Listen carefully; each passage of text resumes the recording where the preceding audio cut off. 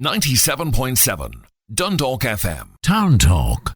Yeah, that's the interesting sound, to say the least, of Sinead O'Brien and Most Modern Paintings. Sinead's an Irish artist and now operating in London, and she's got a huge following, particularly in London. Spoken word mixed with music, and there she's doing Most Modern Paintings. So she's got all the art forms going on.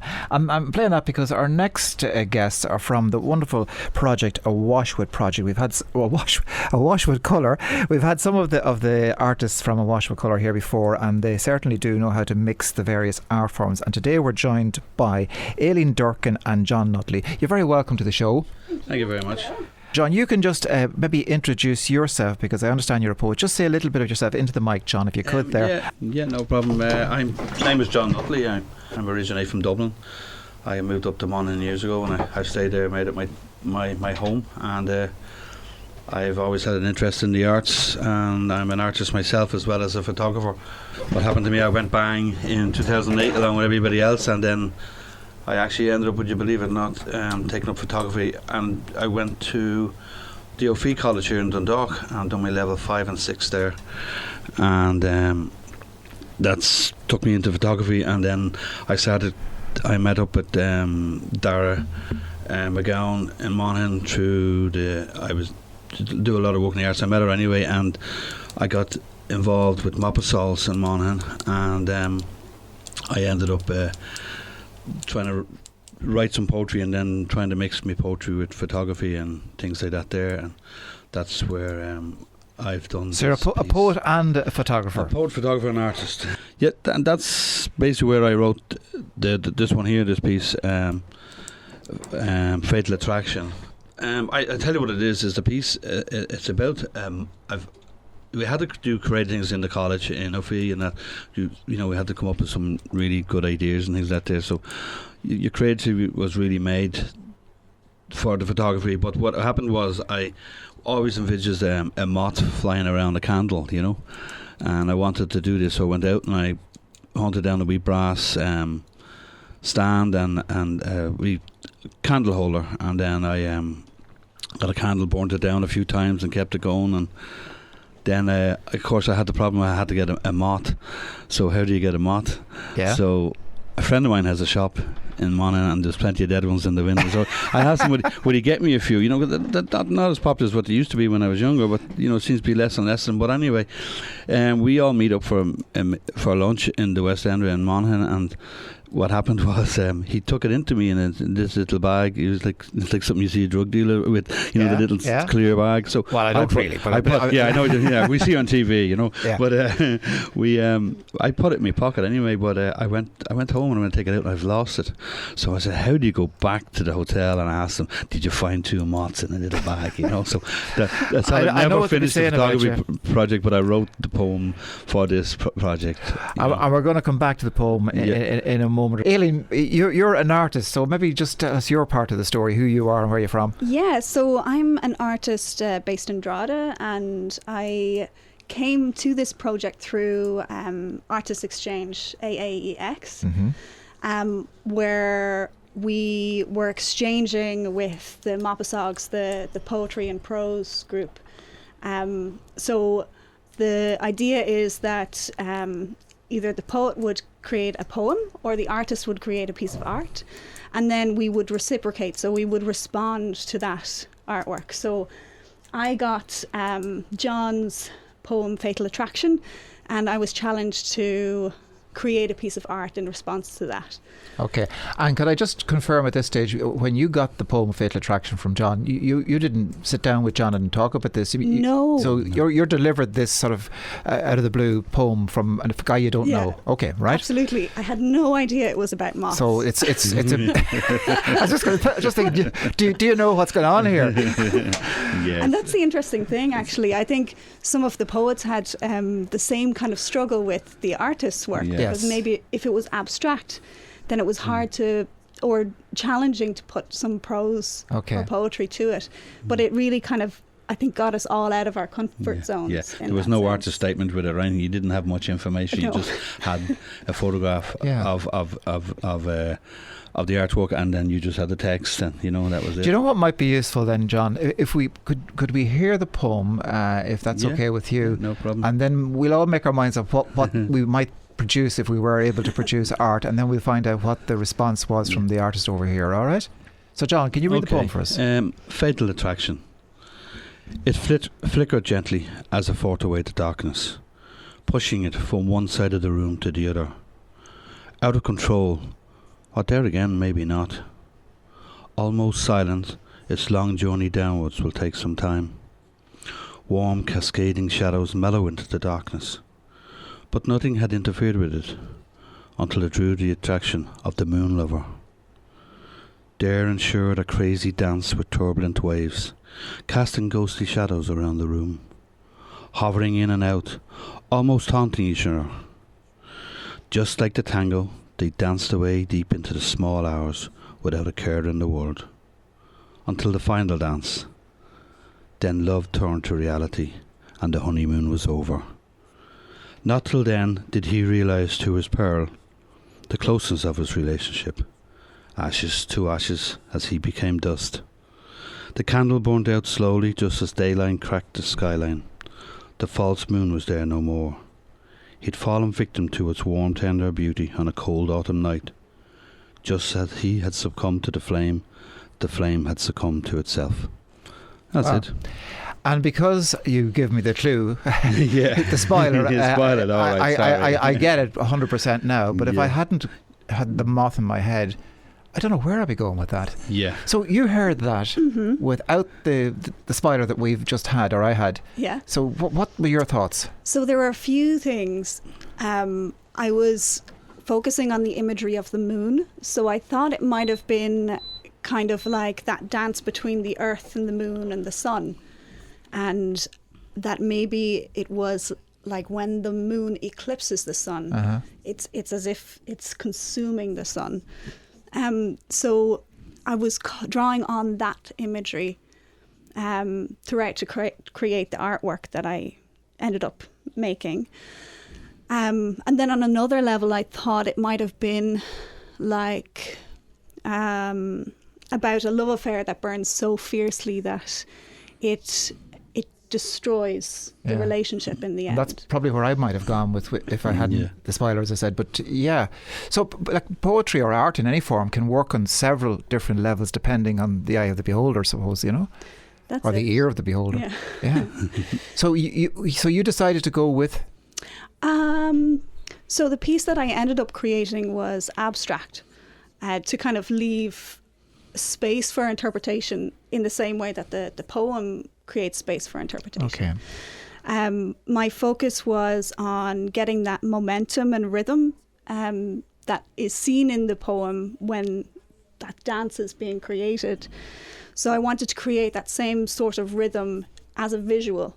How do you create rhythm as a visual? So what I ended up doing was using multimedia. So at the time I was just finishing up ceramics in NCAD, and I was obsessed with clay and I wanted to include a clay element to the piece. So what I ended up doing was putting just a very light layering of clay slip down as the base. We have something here. Oh, wow. Now, I can see this. Obviously, our listeners can't see it. So perhaps you might describe it, Aileen, just what it is you're holding up there. Yeah, so what I have is what's called a diptych, which is two images that are related to each other. Yeah. So the background is like a sort of a pale salmon pink, and that is the clay slip. And over that, what I did was I used ink and pencil and charcoal and flicked the ink over the surface to create a sort of a rhythm, like almost like a chaos that is seen in the poem. And then there's two major elements in the the image then, and they're just two spheres, and that to me would represent the moon and what I thought might have been that moon and Earth. But even looking at that now, particularly the panel on the left, but perhaps both, when I see the two, as you say, the moon image or whatever, you could, if you were the poet, see your moth dancing in there in a sense, in an abstract way. Yeah. And then there's that imagery of the shadow as well. So the second image is like that casting of a shadow. Mm-hmm. So that's what I. So John, you give your poet almost anonymously to Aileen here to produce her piece of art. When did you get to see her response to your poem? When was it we met up the first time? I think it was maybe in October at some stage. Right. Sometime after, because all our meetings were on Zoom, Yes. And it's very hard to see, and you might see something. I got seen it. I fell in love with it. Did you? Yeah. I'm actually interested in buying it off you, by the way. Oh, thanks, John. There you go. You can negotiate that deal off air now, right? Deal now.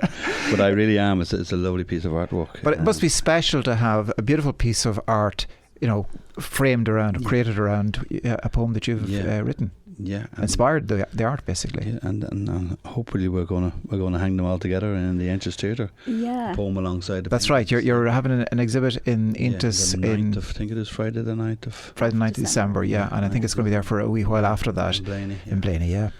Well, okay. So John, you've written your poem and you've inspired the piece of art there that we just heard. But you also mentioned that this was a reciprocating sort of an arrangement. Did you have to produce a piece of art for somebody to write a poem, or was it for John or for somebody else? It was for a different poet.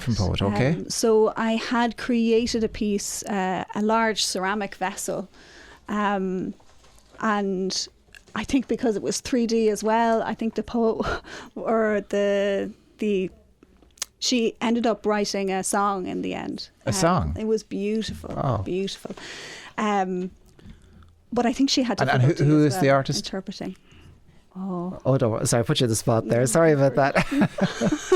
And I do appreciate that you're from different organisations and you've only briefly met through Zoom, and you're meeting possibly, for one of the first times here in face to face.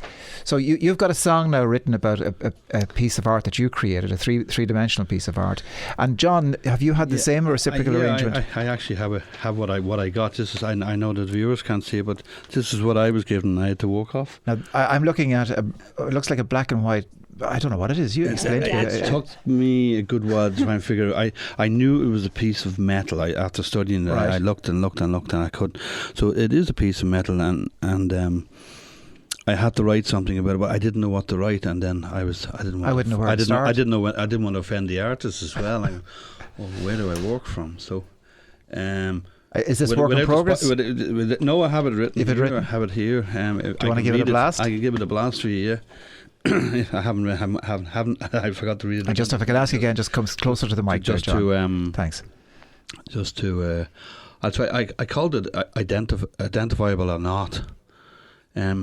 Ragged edges, stressant look, disregarded piece of metal from a war machine, perhaps. It's nothing as clear as the child's mind. Tarnished only by its surroundings and its eagerness to learn, etched by its own future. So should this object be identified as it sits upon the gallery wall, or should it be left alone as it is, so that its only inscription to be deep within the recesses of the observer's mind, thus initializing its own narrative? That's pretty much what Brilliant. Amazing what you can get out of that image. You didn't actually physically have the piece of art. No, I didn't know. I had. So you just had the actual that's photograph. What you were working I just on. printed it out there. Wow. It was actually a piece of scrap. And have you since seen the actual original piece? I haven't. No, I haven't seen the original piece. No. Right. But it's a piece of metal that was washed up on the beach, and the artist had. And do you know the name of the artist involved? Heather Cassidy. Right. Yeah.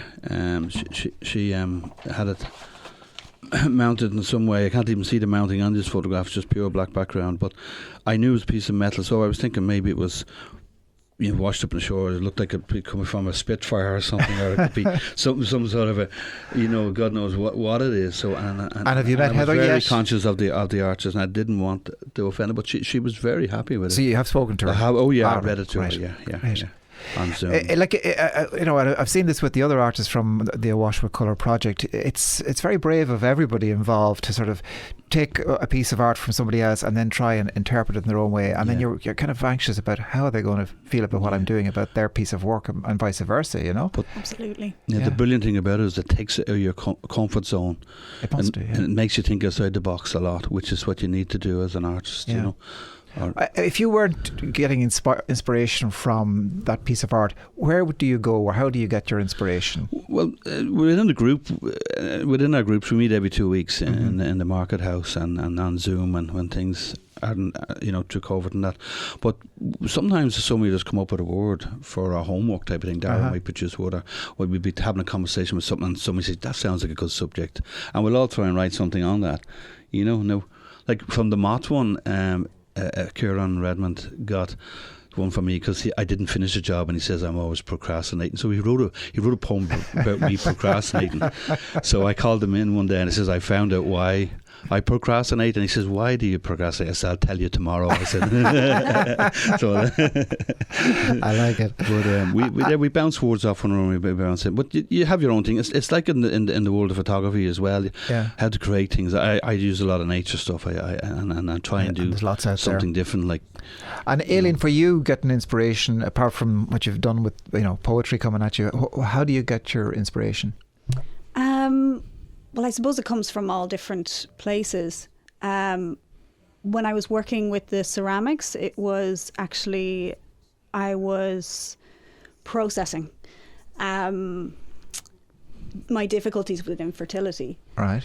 And so I created a series of works around infertility and that space between non-life and life. So very deep and personal, so you really went into yourself for that. Yeah. And a lot of my work would be looking within. So the other kind of work that I would do a lot of in recent years is work with mandalas, which is like geometric forms, but they're used as a form of meditation. So throughout the process, I'm meditating, I'm looking within, and then once the piece is created, it can be an aid for meditation as well. So one of the things that we did a couple of months ago was the Art in the Park at St. Helens Park. And what I created was an installation of lots of different mandalas just floating in the wind. And it was lovely to see the interaction that people had with that piece, especially kids. They loved it. They loved kids are open to everything, aren't they? Really? Yeah. Well, guys, it's a wonderful thing that you guys are doing in the general sense of Awash with Colour, because you've come up, you've inspired each other in so many different ways to do things, as you say, bring you out of your comfort zone. Sorry, John, you're showing me something there. I have a CD here that we produced from MOPOSOGS, which was a while back, and it was done through Monaghan County Council, and it was a lot of people had left Monaghan to go to Prince Edward Island, Canada, during the famine and that. So there was a lot of songs and poetry written, wrote about it, and we produced this Home From Home album, and I just have a copy of it here, and said I'd leave it with you. Well, thank you very much. If you want to have a look at it. I will do. If you just I'll leave it there. That's mighty. Thank you very much, just to show you part of the vast work that's done between us all, between singing and poetry and the whole works, Well, guys, we're kind of running out of time. I'm watching the clock here, but it's great hearing the story of how you've inspired each other. Your poem ending up in a beautiful piece of art there from Aileen, and indeed how you've inspired other people or been inspired by other people people. So I think the whole project is a huge success, and the art that's being created from it is going to be on display in Castleblaney in the Inctus venue there from I think the 8th of December or so, and running for a number of weeks. 9th of December. 9th, yeah. Friday the 9th of December. So look, it's wonderful talking to you. That's Aileen Durkan, from artist with AAEX, and John Nutley, poet and photographer with MOPOSOGS, producing great stuff. 97.7 Dundalk FM. Town Talk.